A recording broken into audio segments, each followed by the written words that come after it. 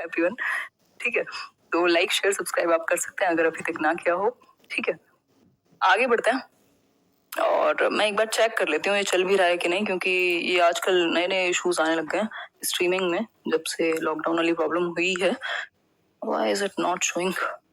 अरे भाई क्या हुआ? हाँ अभी ठीक है, ओके फाइन। चलिए फिर सभी को गुड इवनिंग, नमस्कार, राम राम, सत श्री अकाल, अस्सलाम वालेकुम, whatever you feel connected with. पहला पॉइंट है बहुत ही अमेजिंग, आई थिंक आया नहीं है क्वेश्चन बट आ सकता है। टॉपिक है a seed tells a farmer's story. एक चैप्टर है जिसमें बात हो रही है सीड की, और सीड्स के बारे में हमने पिछले कुछ क्लासेस में डिस्कस किया है। अगर मैं सीड की बात करूं, बीज की बात करूं, तो इसी के बारे में बात हो रही है। हमने कुछ सेशंस में किया भी है कैसे जो सीड्स हैं वो ट्रेवल करते हैं, और वंगाम एक प्लेस है गुजरात में, ये आप याद रख सकते हैं। इन ओल्ड टाइम्स, जो ट्रेडिशनल वे है, old times good seeds were stored in dried gourd lauki coated with mud. मतलब कि पुराने समय में या जो पारंपरिक तरीका है सीड्स को सिक्योर रखने का, अच्छे जो साफ सुथरे सीड्स हैं यानी बीज हैं उनको थोड़े टाइम तक आप सेफ रख सकें, उसके लिए क्या अपनाया जाता था? ड्राइड गॉड, यानी कि जिसको हम लौकी कहते हैं, कद्दू कहते हैं, कई लोग अलग अलग जगह पर अलग अलग चीजें कही जाती हैं, तो अलग अलग शेप में आपको मिलता है। इसको सुखा करके इसके अंदर बीज भरे जाते थे और इसको बाहर से कोट किया जाता था मड के साथ। ठीक, तो ये आप देख पा रहे हैं, ये इस तरीके से इसको काट करके और इसको पूरा मड से बाहर से कोट करके लेप करके पूरा मिट्टी का, और इसको सेफ रखा जाता था किनको? सीड्स को यानी बीजों को। तो ये एक बेसिक बात है बट इंपॉर्टेंट है। ठीक हो गई होगी यहाँ तक की बात क्लियर? आगे चलेंगे नेक्स्ट पॉइंट पर। बहुत बढ़िया जी, नेक्स्ट पॉइंट क्या है देखते हैं। नेक्स्ट पॉइंट है neem leaves protect seeds from insects. ये एक बहुत ही बेसिक और अच्छी बात है। जो नीम की पत्तियां हैं, नीम आपने अपने आसपास जरूर देखा होगा अगर आप भारतवर्ष में रहते हैं तो नीम की जो पत्तियां हैं, नीम लीव्स क्या करती हैं? प्रोटेक्ट करती हैं बीजों को, सीड्स को फ्रॉम इंसेक्ट्स। यानी कि वैसे भी इसके बहुत सारे मेडिसिनल फायदे हैं नीम के, और इसको मतलब एक हर्ब की तरह हम यूज करते हैं। बीजों को किससे बचाएगी? इंसेक्ट से बचाएंगे। ये जो लीव्स हैं, ये जो पत्तियां हैं, यानी कि कीड़े मकोड़ों से दूर रखती हैं। इसके बहुत सारे यूज हैं। अगर हम बात करें तो मॉस्किटोज को यानी मच्छर को भगाने के लिए भी इसका धुआं यूज किया जाता है। जो रूरल एरियाज हैं वहां नीम की पत्तियों को सुखा करके आप अपने कपबोर्ड में भी रख सकते हैं, अपनी अलमीरा में भी रख सकते हैं, ताकि जो इंसेक्ट्स हैं वो दूर रहें। और भी इसके बहुत सारे फायदे हैं नीम के।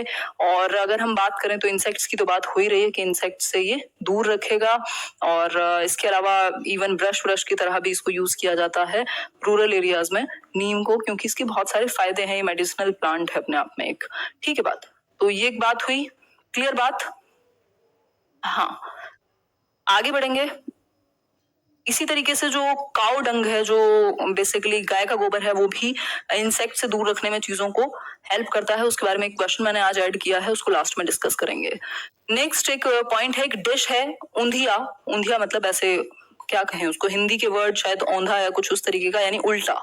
ऊंधिया का मतलब है उल्टा, अपसाइड डाउन। तो undhiya is a kind of dish, एक सब्जी है जिसको प्रिपेयर किया जाता है।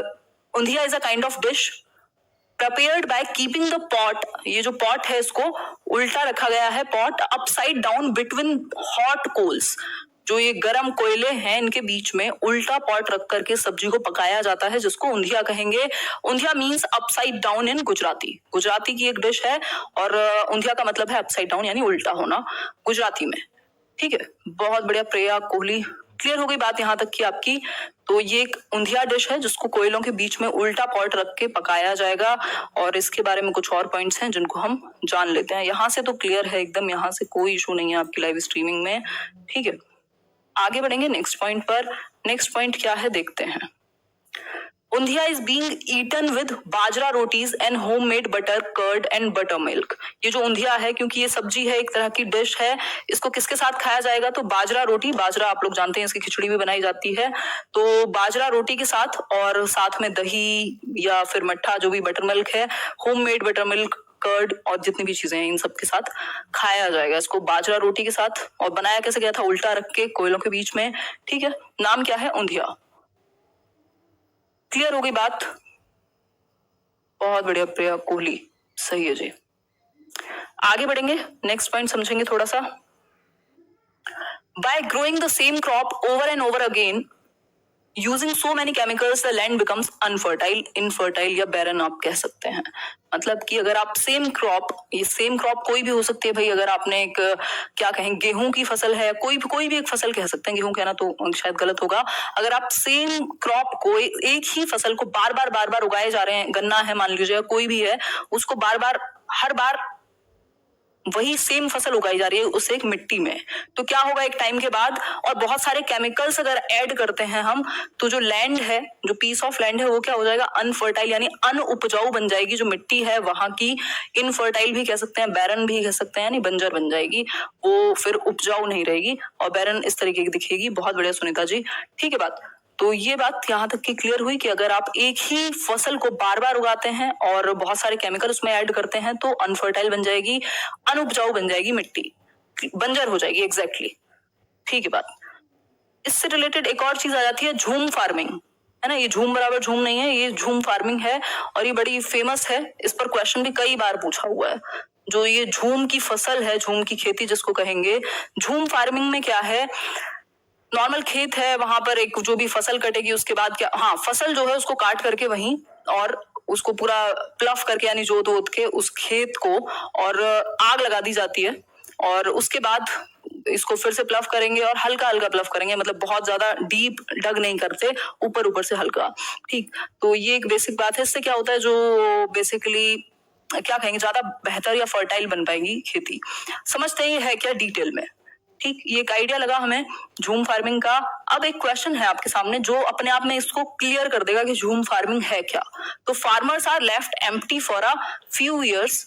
एक क्रॉप को कट करने के बाद कुछ साल तक इसको ऐसे ही छोड़ दिया जाता है जमीन को, उस पर कोई भी फसल नहीं उगाई जाती।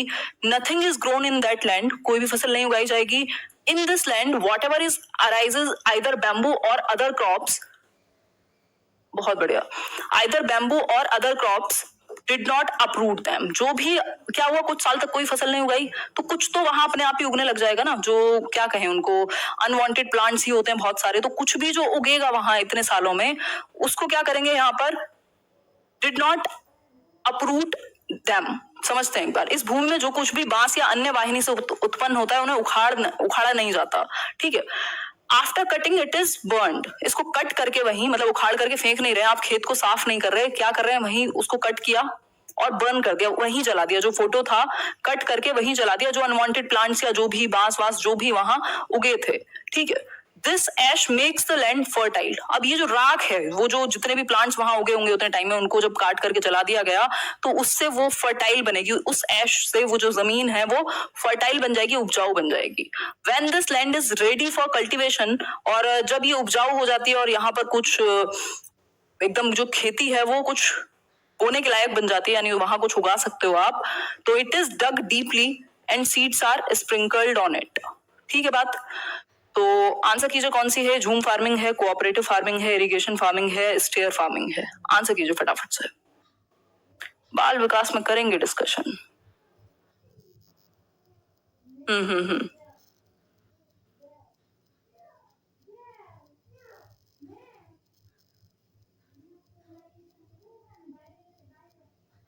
बहुत बढ़िया जी, तेलंगाना से सुन रहे हैं आप, बिल्कुल झूम फार्मिंग हुई है।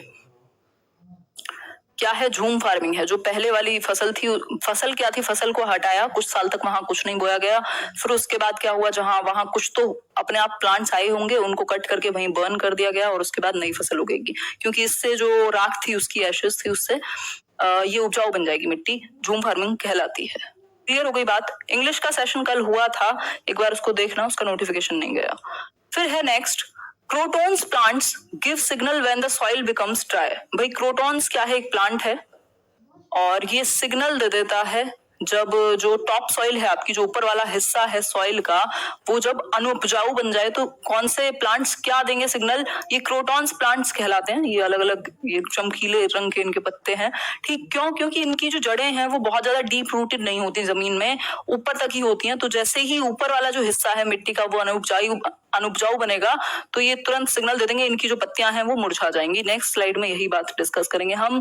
The roots of the crotons do not go deep in the ground, so when the top layer of the soil becomes dry, the croton leaves bend and become limp. मतलब कि अगर हम बात करें, बहुत बढ़िया डॉक्टर A.K. जयंत, यार इतना सुपर चैट मत किया करो आप लोग, मैं मतलब डिस्टर्ब हो जाती हूँ बीच बीच में, है ना।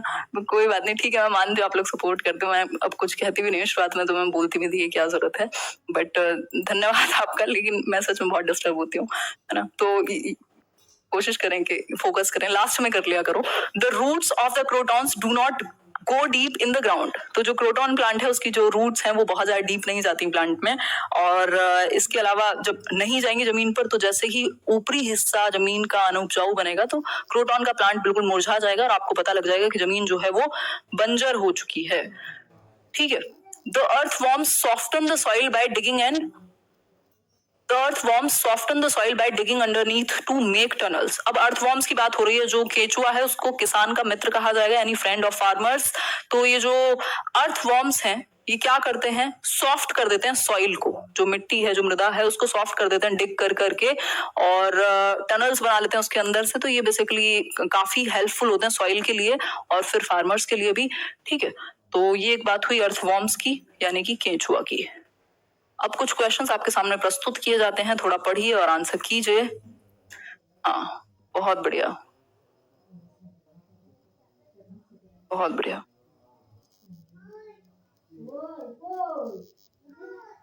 ठीक है जी, ठीक है, ठीक है, बहुत बढ़िया। हाँ, ये लाइक शेयर का रेशो बराबर रखा करो भाई।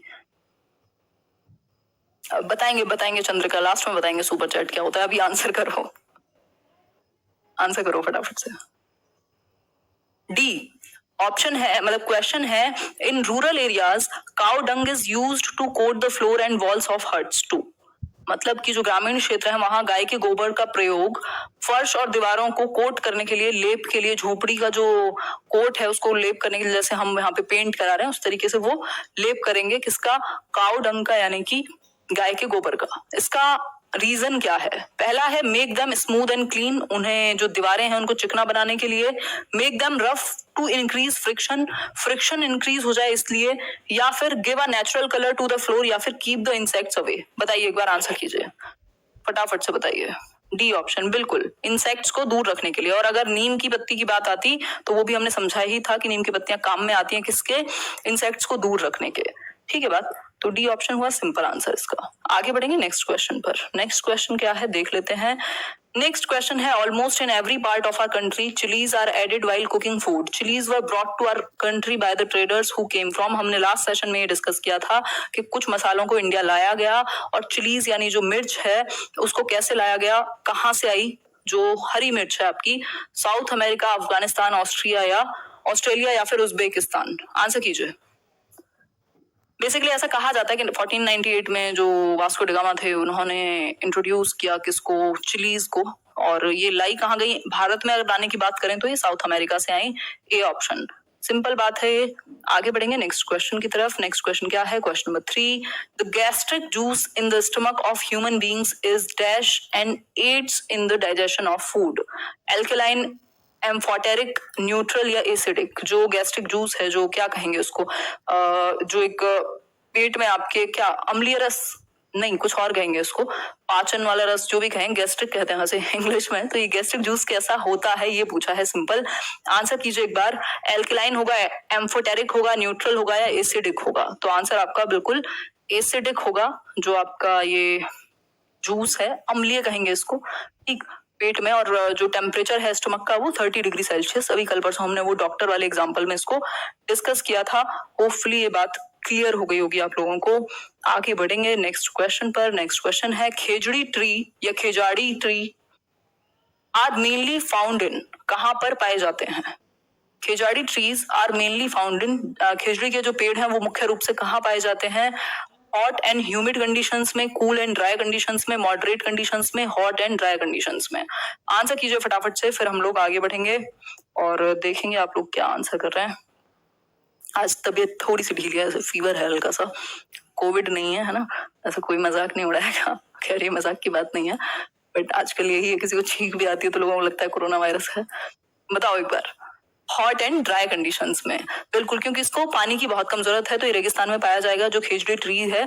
और इसकी जो लीव्स, मतलब इसकी जो ट्रंक है, उनको कीड़े नहीं खाते, ऐसा कुछ भी है, इसमें कीड़े नहीं लगते।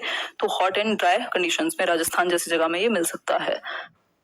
तो ये ही थे आज के कुछ क्वेश्चंस और एक छोटा सा डिस्कशन था आज कंटेंट का, दोनों चीजों को मिक्स किया था और होपफुली आपको इस सेशन ने थोड़ी सी मदद की होगी। और अगर अभी तक ना देखा हो तो देख लीजिएगा। Out of 5 questions I think हमने टोटल डिस्कस किए होंगे, एक शुरू में भी किया था, तो कितने ठीक हुए वो आप कमेंट करके बताइएगा।